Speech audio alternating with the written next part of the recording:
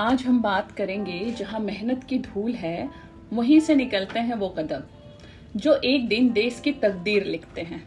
जी हाँ, दिल्ली की गलियों से उठे सपने जब मसूरी की वादियों में हकीकत बनते हैं, तो उन्हीं करोल बाग, राजेंद्र नगर या मुखर्जी नगर से लेकर Lal Bahadur Shastri national academy of administration, जिसे हम लबासना कहते हैं, वहां तक का सफर केवल दूरी का नहीं बल्कि संघर्ष, उम्मीद और आत्मविश्वास का प्रतीक है।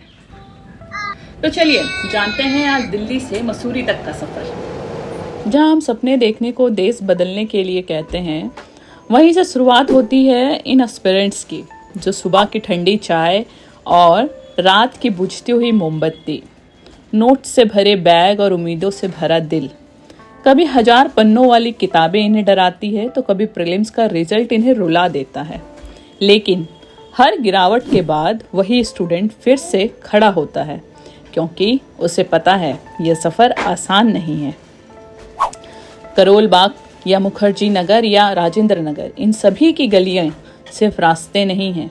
ये मेहनत की प्रयोगशाला है, जहां दोस्त भी होते हैं, कंपटीशन भी होता है और कभी चाय की दुकान पर डिस्कशन, कभी लाइब्रेरी में चुपचाप पढ़ाई भी होती है।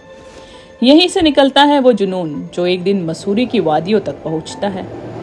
और फिर वो पल आता है जब वही छात्र जिसने इन गलियों की भीड़ में सपना देखा था, मुखर्जी नगर की धूल भरी गलियों में मेहनत की थी, करोल बाग की गलियों में भाग भाग कर क्लासेस जिसने अटेम्प्ट किए थे, आज घोड़े पर सवार होकर मसूरी की वादियों में ट्रेनिंग ले रहा है।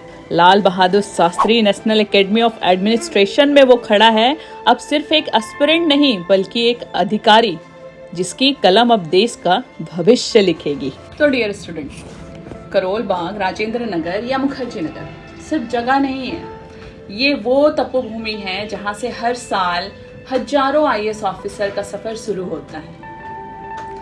याद रखिए, हर अंधेरी रात के बाद सुबह होती है और हर सुबह के बाद अगर आप डटे रहें पूरी रात, तो एक दिन आपकी मंजिल भी मसूरी के लबासना की वादियां हो सकती है।